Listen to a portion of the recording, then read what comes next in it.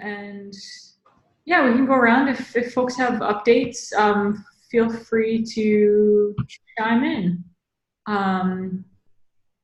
Yeah, who wants to start? Well, thanks for merging the update from Dom and I last week. I think those are like nice additions, especially the regularization thing. I've tried it actually, Dom, on some of my stuff, and yeah, definitely more consistency between them. Yeah, I was wrong. I extend corrected. Thank you, boss. Thank you, Doug. So yeah, thanks, Lindsay, for accepting the PR. Nothing else to say on my side. Fair enough. I left a couple notes in that PR. There's stuff like I don't think we need to address it immediately, but just kind of down the line, especially thinking about how to serialize and deserialize these things that we can think through later on. Yeah, sounds good. I have a question, Lindsay. Yes. So I also reviewed and merged the PR from Devon for his VRM example. Yeah. It was all fixed and it works again, and by merging it, it's back on the main documentation. I was just not sure, as it is only an example, we don't need to make a release, right? Correct, yeah. Releases only need to happen if you've actually like changed SimPEG. In this case, the examples don't actually change the core code base. So correct, there doesn't need to be a new release. Perfect, so it's all good then. Okay, and you merged it in? It's already live on the web? Live on the website. So. Excellent. Excellent, well thanks Thibaut. And yeah, Thibaut has been running some epic gravity gradiometry. Are you going to show something, Thibaut? Oh.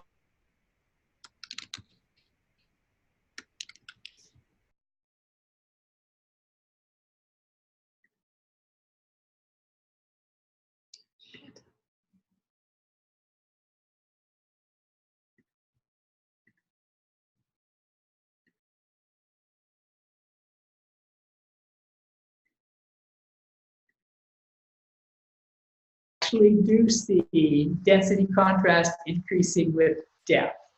It's very nice. Well, it's also something I put in the inversion, so with the inversion reproduces what I tell it to do.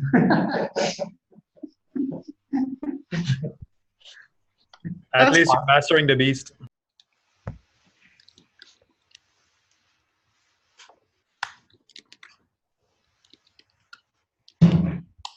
Cool, okay. Does anybody else have updates?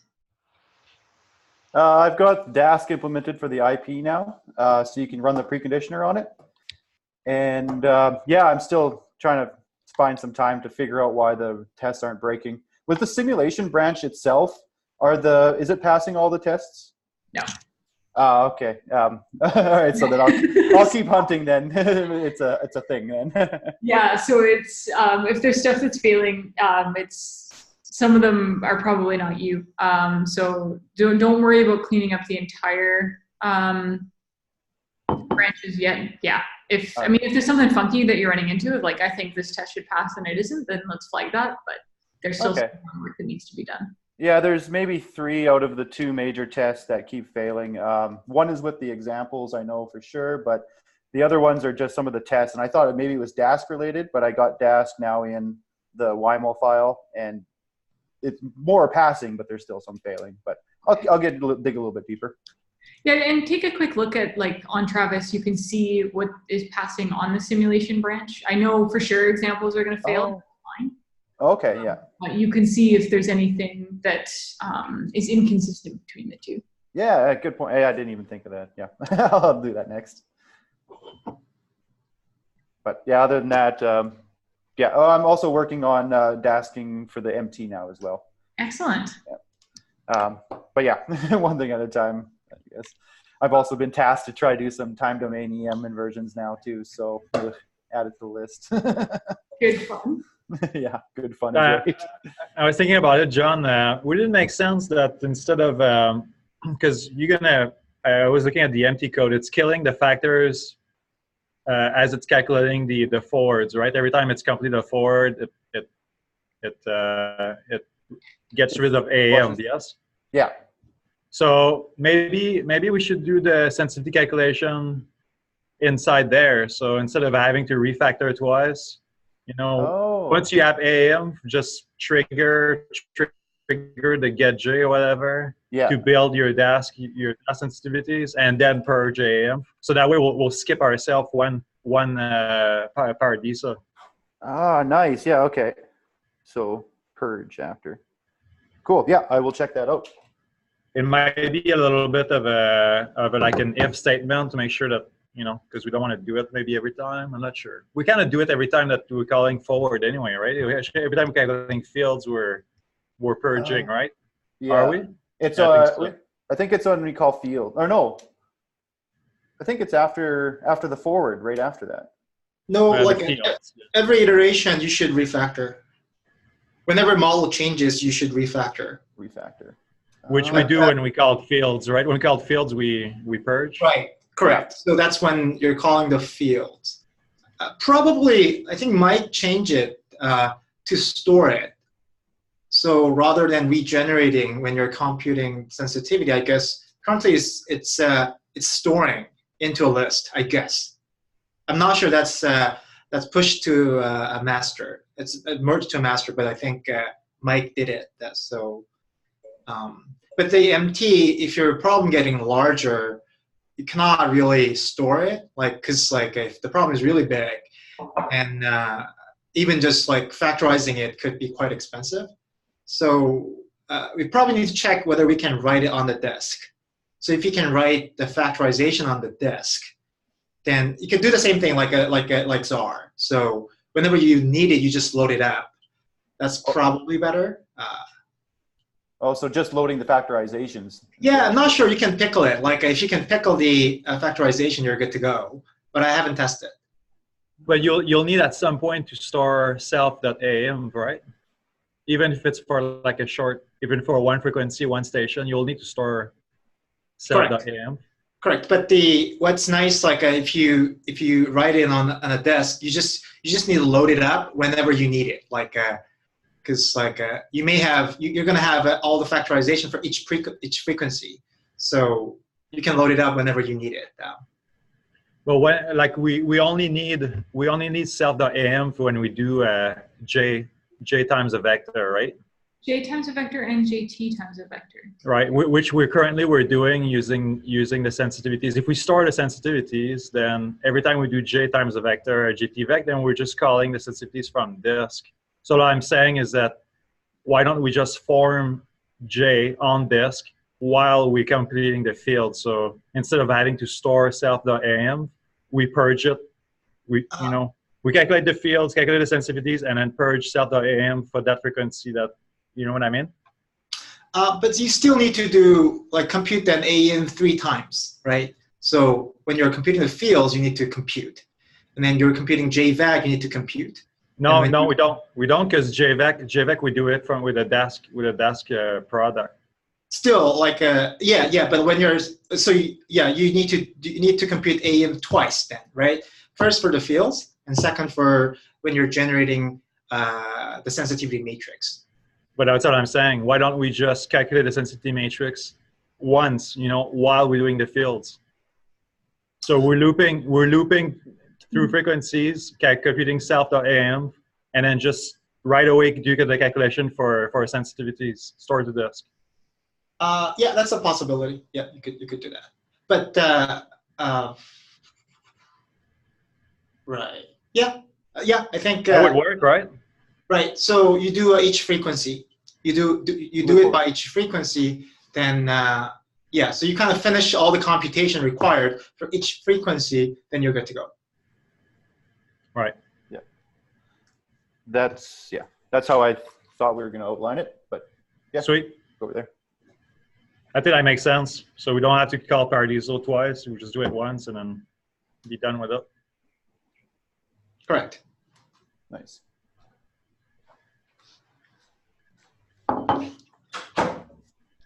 Call once. Cool. Anybody else at, well, so I know Sagi's going to talk, but does anybody else at UBC have things you'd like to bring up, stuff you've been up to? Lockers? Yeah, I have something. So this was something that Devin, Devin brought up. So when I'm going to my MR, we're providing software, but there's some subtlety. Or Devin is concerned that with this new simulation stuff happening, immensely changing SimPEG. Like should we kind of give them this set environment so that it's always going to be the same and they don't have to worry about stuff breaking in the future potentially, or should we give them should we allow this stuff to change? Sorry, that's not very coherent. Does that make sense? Yeah, that's a good question. And so I think my trajectory, or my suggested trajectory on this, would be that we set them up with the current master version of SimPEG. And because that's what you're designing and developing notebooks in. And then it's their choice as to whether or not that they want to update down the road. And so if there is the new simulation class that comes in, well, when that comes in, we will put out instructions as to how to update and what we'll need to update in the scripts. But at that point in time, it's completely up to them as to if they want to update or not. Right, and actually doing the updating, would it be pretty easy? Yeah, I mean, so like updating the software will just be like a Conda update SimPEG. So now that SimPEG is on Conda, that's going to greatly simplify a lot of those things. So they'll do a Conda update SimPEG. And then there will be some things that need to update in the scripts. And so that's something that we can provide and maintain. So we can like update GitHub repositories that we want to keep pace, and then point them to say, hey, please go grab the new updated version. And that should all then be fine.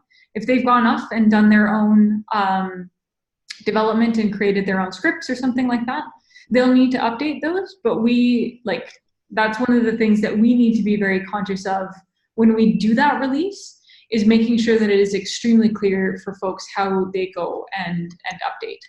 So there'll be a few manual steps that they will have to do, but hopefully it'll be pretty streamlined. Okay. I mean, that sounds fine to me. I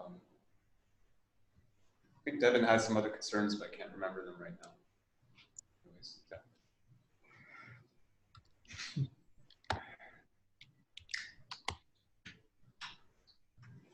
Okay. Anyone else have things you want to chat about before we give the floor over to Sagi? I just got a quick question to Rand. How are the students going to install like a Python and all these GeoSci labs and stuff? How are you going to, I don't know, illustrate them to do it? So I think that's something that we've been discussing with Lindsay for a while. Although okay, I was curious about your colleague. Is he still in the hospital? Was it? Oh, so I think the simplest thing for us to do is basically to follow the instructions for setting up mini Conda. So downloading and setting up mini Conda, and then Conda installing SimPEG. Because at this point in time, that should work on any reasonably modern machine. And based on the conversations that we had with them, it sounds like if they're running at least sort of Windows 7 era stuff, which it sounds like they all are, then that workflow should work. One of the things that we should do is download mini Conda onto like a USB stick, yes. Just so that you can copy paste stuff over from there if it is slower to download. But if they have decent internet connections, which it sounds like they do, then those are the steps that we can work through. And that's something that we should test out together in the very near future. Okay. And how about so you know, when I was there, the internet connection was pretty atrocious, to be honest. But you know, supposedly they have some fiber optic cable upgrade. I haven't asked them about how it's working. Yeah, so if we basically like copy over all of the Jupyter notebooks, do they have to run on the internet? No, Jupyter does not need the internet to run. Okay. Should be fine. Right. Like only you just need that internet connection for installation, I guess, once you installed. For downloading the stuff. And so one of the things that we can do is actually pre-download everything onto a USB stick. It's simpler. Right. It's simpler if they can just access the internet. And so that is like trajectory 1. But trajectory 2 is we download Miniconda and populate it like with the install instructions, like populate it with SimPEG basically. Oh, I see. Like you can download and install the entire like Miniconda package onto a USB stick, and then they just need to copy it over. Oh, that sounds good. I wasn't sure that's actually possible. Yeah, because I mean, if you look at your Conda installation, so all it is they downloaded Python and a bunch of like site packages and stuff like that. Oh, I see. And so you can actually just pick that thing up and copy it over. I mean, it wouldn't work to copy it from your machine to a Windows machine, but if we go from like Windows to Windows, that should work. Huh. Okay. That sounds good.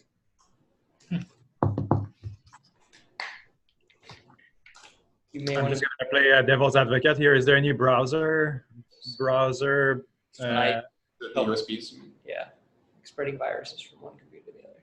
Yes. Because when to help do that field work in Thailand, we were passing a couple of flash drives around just to get data files to other people's computer, and within 30 minutes, like the flash drive was completely corrupted, and like 2 or 3 people's computers basically needed to be. So I think our suggestion was just provide like 50 USB sticks, so we don't have to worry about that. Yeah, I would be careful about plugging that USB stick into your computer after it's been.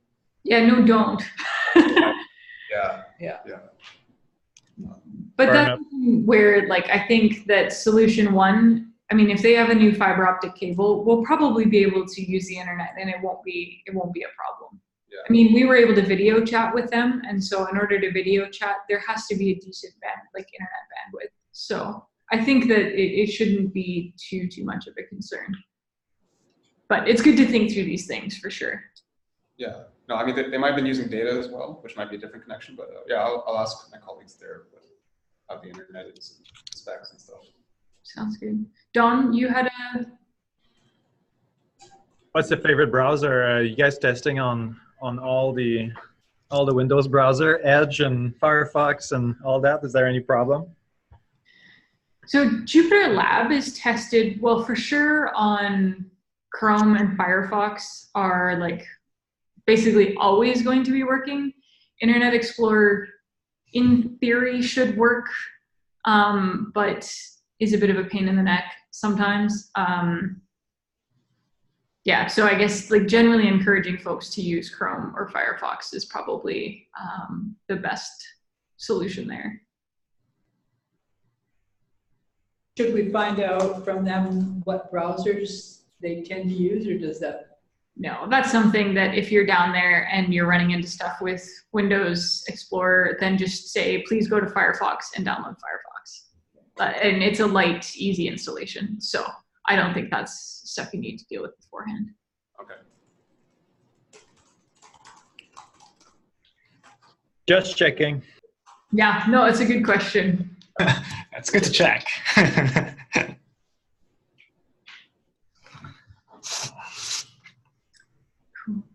Any other questions? Saki, do you want to take it away? Yeah. Okay, let me see if I can share my screen. Can you see my screen? Yes. Okay. Can you see the Jupyter windows? Is that enough to read? Yep, good for me. Okay. Yeah, so what I I didn't really prepare a presentation. I'm just gonna show you what I was working on. So what I'm hoping to do is I got pretty large region where airborne EM survey covers. Let's say, I don't know, like 30 kilometer by 30 kilometer. So if you generate like a mesh, you're gonna have like pretty large mesh. And then typical size of the mesh that I'm using is about 10 by 10 by 5 meter, or 10 by 10 by even smaller. So you end up with like a lot of cells. So I'm not even thinking about the inverse problem. I'm just thinking about the for problem. So what I'm hoping to do, I have a fairly large global mesh, and then I can make it even coarser, like than my forward modeling mesh, at least for the horizontal directions. Then when I'm forward modeling, I want to use a fine mesh, but very localized, close to the sounding. So I'm hoping to handle like, I don't know, a couple thousand or 10,000 soundings in a reasonable amount of time. So I want to parallelize each process, each sounding computation to compute the time domain response. So that's so I do require like a functionality to generate large mesh, and then interpolate that into a local mesh, and then do a forward modeling in a parallelized way, then bring it back to the main. So that's basically what I'm doing. I did that for the 1D code, but there are a couple more steps that I need to add for a 3D. So that's what I was working on. So I'm just going to show you a demo first. So I'm loading in. Actually, I'm on a cluster. So what's actually nice, so I'm just typing the port. And this actually connects to the cluster in the Stanford. So what you need to do, you just need to put a SSH terminal, and then you can actually run the notebook on your machine, but things are running on the cluster, which is actually pretty nice. So that's how I'm working with. And Sagi, just to jump in, are you running that Jupyter Notebook inside of like a screen session? Correct. So what I do, so I do a screen, and then like open the Jupyter Notebook there. So it's always opening. It's always open. So whenever I need it, I can connect that to that specific port. So 9993 is the port that I'm using to be connected to my cluster. And are folks familiar with Screen? Like when I say that, no? So just to give a quick idea, is it basically, it lets you open up a process on a remote machine, and that process will stay open even if you lose the connection. And so that's why Sagi, like, because if he had just opened it and just done an SSH tunnel from like a login node, anytime that he lost that connection, it would kill the process. Whereas if you're running inside a screen, now it's actually persistent. And so that's really handy if you want to run like a bigger job or something like that, or you might lose your internet connection and you want to make sure that your notebook stays running. So yeah. So that's perfect description. So like sometimes I'm running like an example that runs a couple of days, and then I don't want to lose it. So by doing so, you can keep that. And you can still use the Jupyter environment, the Jupyter Notebook. So yeah, anyway. So here's my AEM. So I'm gonna start with the multiprocessing. So I tried two. I tried both, like multiprocessing and desk. And I can show you what's the pros and cons later. And the important part is this SimPEG SkyTemp. So like Stanford is exclusively using SkyTemp, so I'm not really like handling other system. I'm really focused on SkyTemp anyway. But like we can easily expand that to other systems. So here I got mesh. So it's about 200 by 40 by 100, which is, it's not really big, but sort of big enough.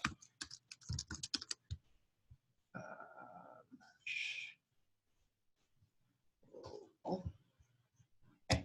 So that's the mesh that I'm dealing with, and I'm supposed to actually handle quite bigger mesh, much bigger mesh than this. So I'm simply setting up like half space. So air conductivity 1 - 8, 20 ohm meter, that's the background. And that's the survey. So it's pretty simple, similar to what we usually do, like topography, source location, receiver location, and the source location. I got 200 sources, for instance, in this case. And yeah, this is all like very specific for SkyTemp system. Anyway, that's how it works. And I have a problem class called global SkyTemp. So it's nothing. It's like there's not too many things. It's just a sort of a carrier that you can parallelize your problems. And you basically pass mesh, conductivity, and active indices, and parallelized option. Okay. Let me know if you guys have any questions, because I'm not sure. And the first step is writing everything on the disk.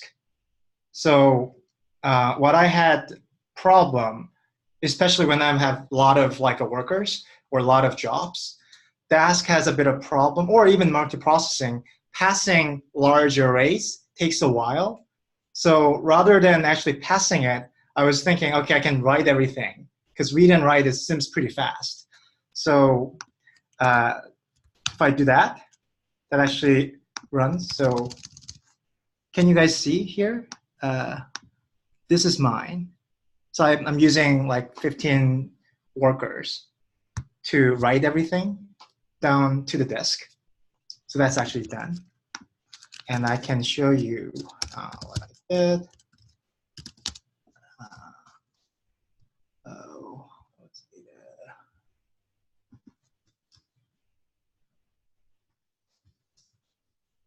So those are the files that I wrote. So it's all pickled files, and then the number means each source. So I'm going to write out all the parameters that required to run simulation at each sounding. So that's what I'm writing out mesh and projection matrices and everything. Okay. And the final step is basically run. So this is also parallelized. And I'm running, I think it takes about a minute. And Sagi, what is Sigma a NumPy array there? Sigma is a NumPy array. Okay, so you're passing the NumPy array, but then basically everything else, like your mesh and everything, was actually written to disk and you're loading it. Is that a correct understanding of what's going on? Yes. Yes. So like when you do the write inputs on disk pool, you're actually writing out like the simulation class to a pickle file. Is that right? Not quite. I can show you quickly. So what I'm writing out.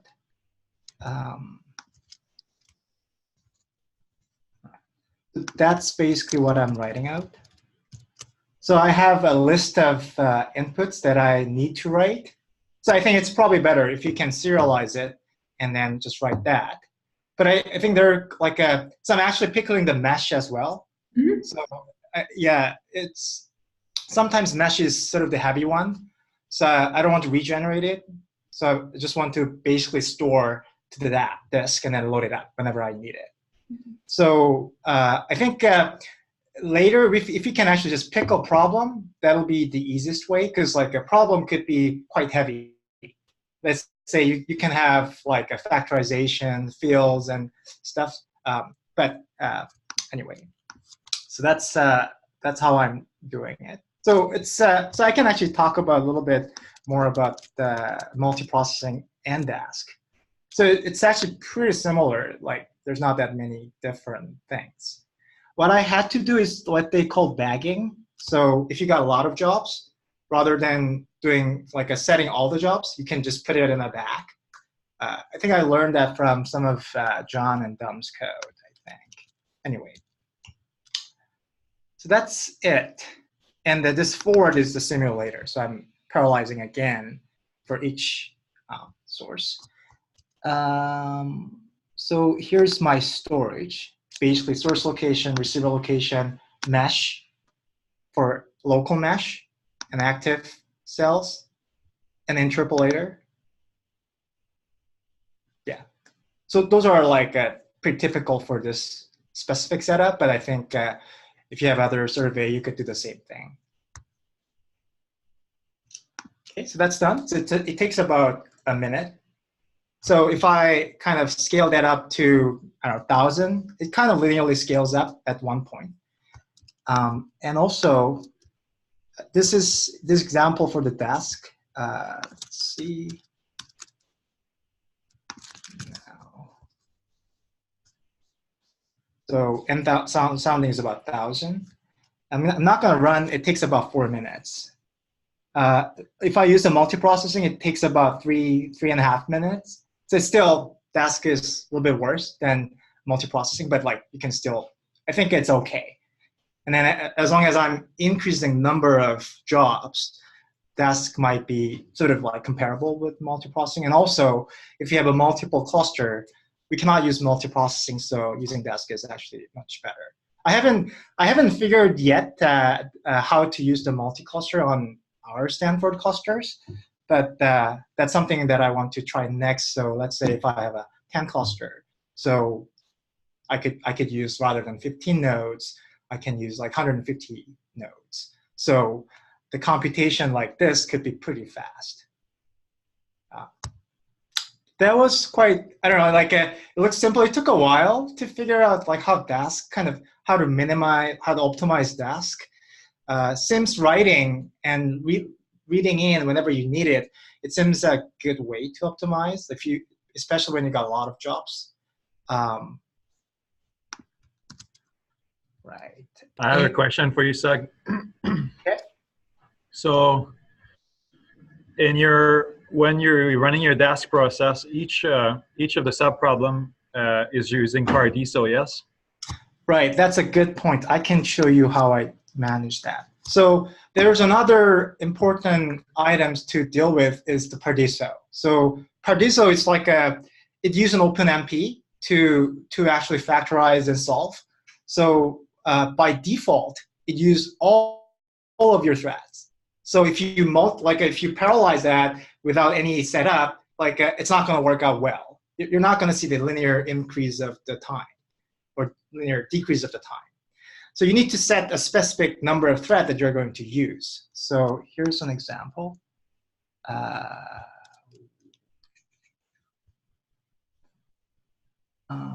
Let me.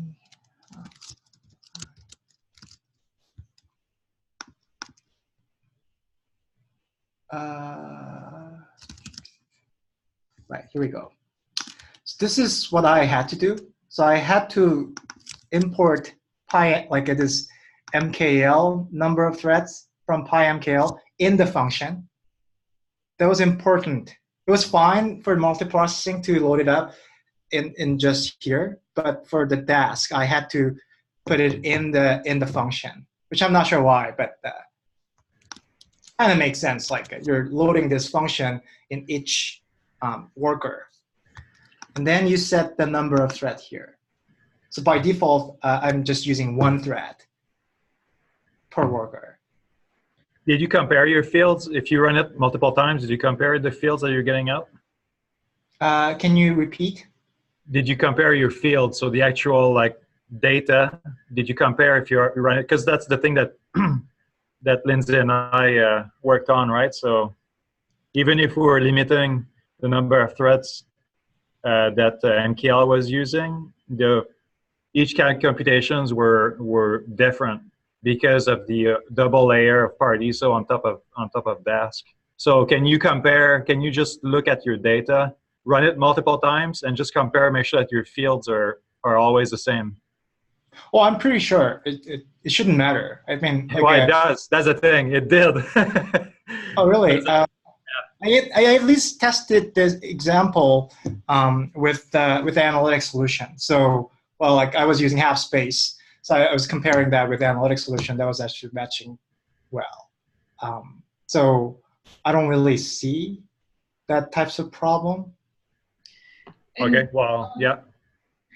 It might be, Dom, that what we were doing too is that like we basically sent a job to Dask, like that used Paradiso, whereas what I think Soggy's done, I think there's a subtle difference that he's actually imported and actually set the number of threads and everything inside of what probably is the Dask delayed function. Is that correct, Soggy? Like you're running this run simulation SkyTem is actually like delayed with. Correct. This is delayed. So that is delayed here. Yeah. So I think that is probably okay. So I think the use case that we were trying, where you're actually basically trying to like send the solve to a Dask delayed, I think that gets funky. But as long as you've basically like allocated your little space where you're going to do the computation, and then you happen to load Paradiso into there, I think you're okay. But okay, it's worth checking and it's worth being sure on, because there's some strange behavior if Paradiso runs on different threads. You get different results. Right. So one way to check is let me just run this. I'm just going to set that to 5. So 200, and then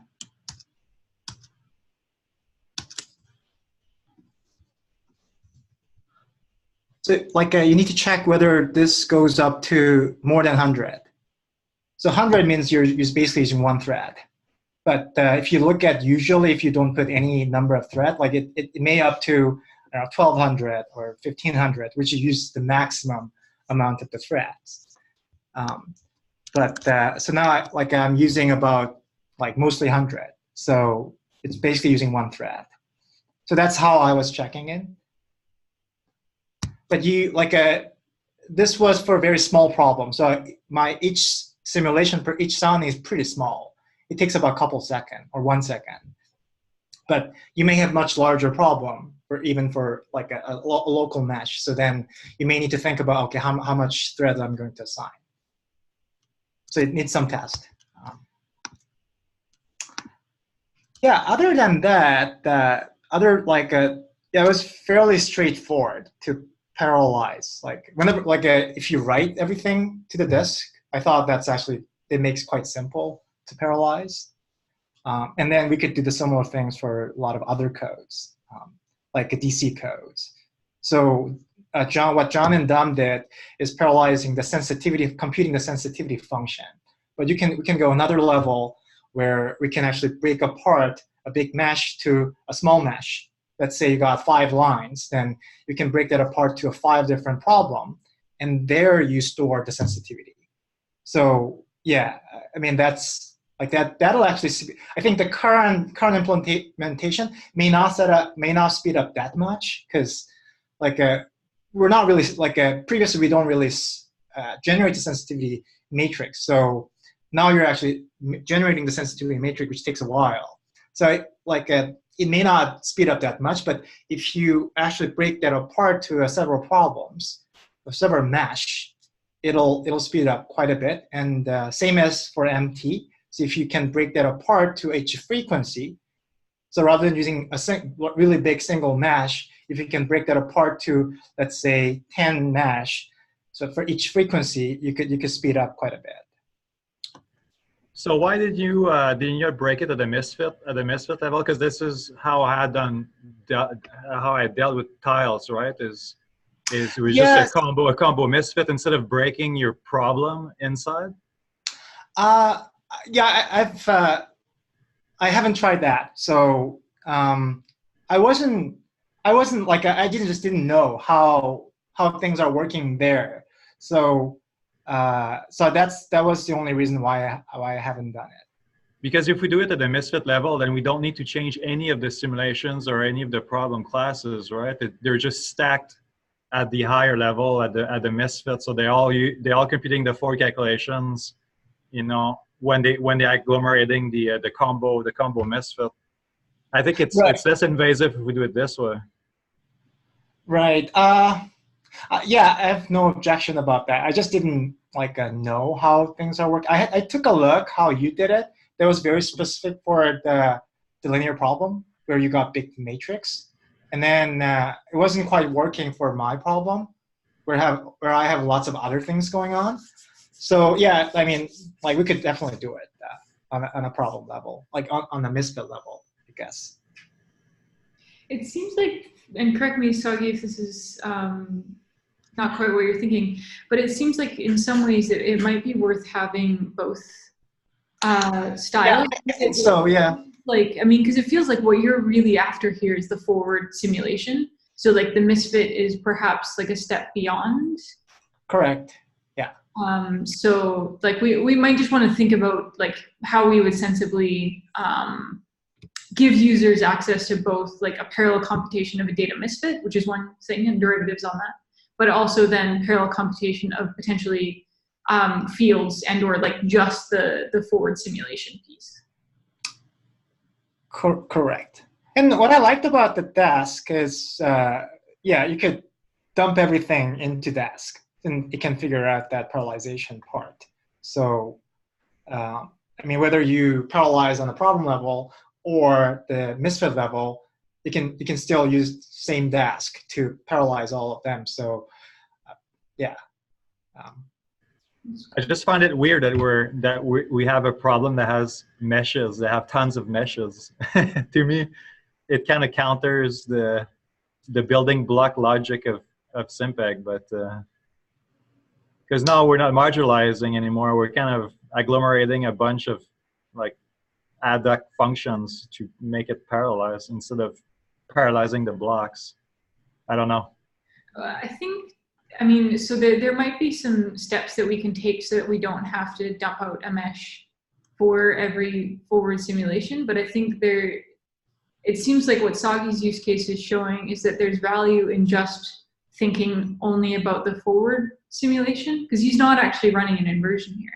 It just, this problem naturally breaks up into a parallel forward simulation. So this we should be able to leverage at the misfit level. But I think like we should try and look at both of these problems through the same lens and try and see like, are there generic pieces that we can be working on that can either like give us a parallel streamlined forward simulation, as in the airborne case, and or it can be picked up and dropped into like the misfit formulation. Because we definitely, I completely agree, we don't want to be duplicating efforts by supporting both of these use cases. But I think from a user perspective, it seems like there's sort of a fundamental difference in thinking about a data misfit versus just trying to solve a forward simulation. Yeah. I think it's just semantic, because the misfit function, you can ask for a pred and it will run all the forward simulations and spit you out a pred, right? I mean, maybe because the name combo misfit is maybe not the right name, but it is a composition of different multiple problems with their own meshes. And this is exactly what Sagi is doing right now, but inside a, a one problem. Yeah, what I wasn't sure, so by creating, so I think maybe what I could do, I can generate like a very specific data misfit class for the problem. That's potentially what I can think of, because like the reason why I didn't want to touch the data misfit, because like how I need to set it up, it'll be very problem dependent. So, or like we can abstract it, but I wasn't sure how to do it. So what I could think of now, I can generate data misfit function for a specific problem, and then just plug that, like I can inherit the like typical data misfit and generate something like problem-specific data misfit class. Because like you will always have like a different sort of setup for a certain problem, and I think there was a reason why I didn't go into that path, because no, but they should all be calling fields. Like data misfit always call problem.fields. This is not problem dependent. This is super general. No, what I meant like what to store, what not to store, and how to wrap like but like yeah, that's something. Not that portion. There could be quite general portion of that. We can generalize it, but at the end of the day, you're going to get a lot of specific points for a certain problem when you're parallelizing it. So I wasn't sure like a data misfit class is actually a good place to put all those like a specification. So what I could think of is generating like a inherit that whatever data misfit class we have and generate a specific data misfit class for a certain problem. That's something that I can think now. But at the point when I was developing things, that didn't really fit to me. Yeah, so that was the reason why. And that's great. And now, Sagi, is this all up on GitHub? Correct. It's not on the main SimPEG branch. It's in the SimPEG research branch called, let me see. I mean, and that's perfect, because now having this implementation and then having what Dom has thought through with respect to the data misfit, with having both of these things, we can start to like look at similarities, see what pieces are redundant and where those key differences are, with just how both have been thought through. But it's in the SimPEG research. Yeah, let me write this. Not that one. Not this one. Right, this one. Yeah, something 2019. Everything is there, so just you can take a look. Excellent. And is this running off of the simulation branch, or are you running off of? No, I haven't done. And like I'll try that actually later. I haven't tried the simulation branch yet. So this might be a good example to try. Cool. Right, and the use case in here is actually mostly simulation. So a lot of like research in Stanford, they basically don't really need the sensitivity function or inversion. So they just need to have a lot of simulation. So like 100,000 or thousands of simulation to generate the prior models. So that was sort of my target at the moment. Like, and then if I can provide a fast simulation code, they can run relatively fast. That was a good start. Yeah, I think once I got a little bit more time, what I was thinking the next step for the inversion was actually using the cylindrical code to generate the sensitivity function, assuming 1D, and then use that. Still, I can get the 3D sensitivity function, and then map that into my global mesh and compute the JVec there and JTVec there. So in such a way, I can actually develop a pretty fast 3D AEM inversion code, I guess. Anyway, well, that's the plan. That's exciting, Sagi. That's really exciting. Yeah, I think that's it. I could show you one cool picture. Let me see. SLO. So we're going to do a SkyTeam survey in October. So one of the motivation that I had was I want to do a simulation first before the survey, which never happens, I think. Maybe that happens in DS, I guess. But I've never seen it before. So what we did, so we actually got a lot of lithology wells. So by using some geostatistics, I generated a 3D model like this. And then all the points are where the sounding is located. So it's about like 30 kilometer by 30 kilometer.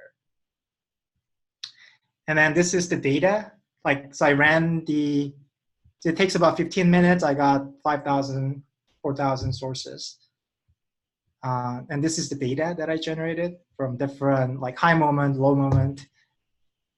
And I'm going to do an inversion, 1D inversion to get some idea whether we can see something or not. Anyway, so that was sort of my motivation to develop this. Anyway. That was it. Always pushing the envelope. We love you, Sag. Thanks, Dan. Yeah, I'm looking forward to it, actually. Yeah, this survey is going to happen soon, so I'm looking forward to see how different it is, the real data.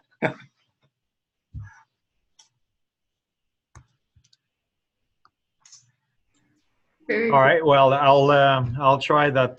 Can you show me again that string, Sagi, the PyMKL inside that function? Right. Here we go. Okay. Perfect. can you Slack me this, just those 3 lines? Perfect. Thank you, man. No problem. Yeah, and I was working for the Myanmar project and generated the DC simulation and inversion app. So yeah, if you guys have a time, take a look and give me a feedback. That'll be great. So it's like almost like a GIF tool. So like I was trying to replicate what GIF tool does in SimPEG using Jupyter apps or Jupyter widgets. So yeah, I think it seems working on devs and Ren's machine. So if you guys can take a look and Sorry, where is that? it's in the GeoSci labs. Cool. That'll be great.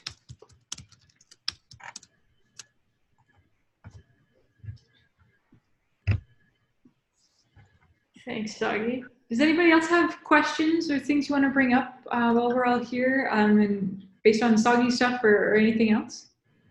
I just wanted to say, now that we're unmuted here, yeah, Soggy, those are great. We just played around with them for about an hour before the SimPEG meeting, and yeah, I think you really kind of captured it. So I like 2 thumbs or maybe 2.5 thumbs up for you on that. So we'll continue to do that. Maybe after this meeting, maybe Lindsay, if you and Soggy can if we can just sort of stay on and just kind of make sure that we can run things on my computer and manage to get it on to Ren's. So we should be okay. But it does look really good, and I think it's an opportunity to yeah, sort of explore. It'll be a great teaching tool as well as functional tool. So yeah, Soggy, that was great. Oh, thanks, Doug.